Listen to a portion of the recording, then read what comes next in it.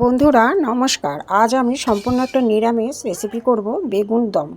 আমি তরকারিটা ঢেলে নিয়েছি, নিয়ে একটু কাঁচা তেল ছড়িয়ে দেবো, টেস্টটা যাতে ভালো আসে। প্রথমে আমি 4টে বেগুন নিয়েছি। দেখুন বোটাগুলো আমি ছাড়িয়ে কেটে নেব। কেটে বটি দিয়ে বোটা কেটে আমি একটু বেশি করে কেটে নেব। এবারে আমি ভেতরের প্রত্যেকটা কেটে নিয়েছি। এবার ভেতরের শ্বাসটা আমি বের করে নেব। নিরামিষ পদ বন্ধুরা, একটা পদেই খাওয়া হয়ে যাবে। আপনি এই দিয়ে রুটিও খেতে পারবেন, এত টেস্টি, এত সুন্দর খেতে হয়। শ্বাসকটা সবই বার করে নিয়েছি। বেগুনের শ্বাসটা কিন্তু আমি ফেলবো না, আমি এই কাজেই ব্যবহার করব।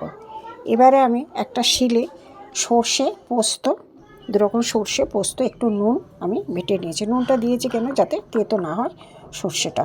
বাটা হয়ে গেছে আমার। এবার আমি একটা কড়াই বসিয়ে দেবো, দিয়ে অল্প একটু সর্ষের তেল দিয়ে দেবো। দিয়ে যে শ্বাস পার করার যে বেগুনগুলো ছিল, এগুলো আমি নুন হলুদ দিয়ে একটু ভালো করে ভেজে নেবো। এটা এমন ভাজতে হবে যেন বেগুনটা বেশি নরম না হয়ে যায়। ভাজা হয়ে গেছে। আমি এবারে বেগুনগুলো আমি তুলে নেব। তুলে নিচ্ছে বন্ধুরা, দেখুন। কিন্তু এবারে আমি ওই তেলেতেই আমি একটু অল্প করে জিরে দিয়ে দেবো। জিরে ফোড়ন দিয়ে এবারে আমি বেগুনের যে শ্বাসটা ছিল, শ্বাসটা একটু ভালো করে ভেজে নেব, মশলা দিয়ে ভেজে নেব। এটা আমি আলু আলাদা সেদ্ধ করে রেখেছিলাম, যাতে পুরটা একটু ভালো হয়। আলুটা সেদ্ধ করে রেখে চটকে নিয়েছি। নিয়ে মশলা দিয়ে আমি করে নেবো। নুন, হলুদ গুঁড়ো, লঙ্কা গুঁড়ো, জিরে ধনে গুঁড়ো এবং আদা গ্রেট করা 2 চামচ আমি ছাতু দিয়ে দেবো, যাতে একটু টাইট হয়, পুরটা একটু টাইট হয়। হয়ে গেছে। অল্প অল্প ঠান্ডা আছে।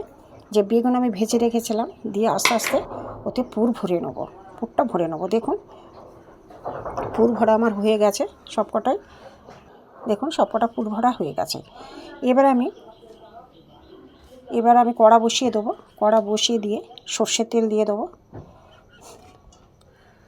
এবার ছোটো চামচের 1 চামচ আমার কালো জিরে দিয়ে দেবো।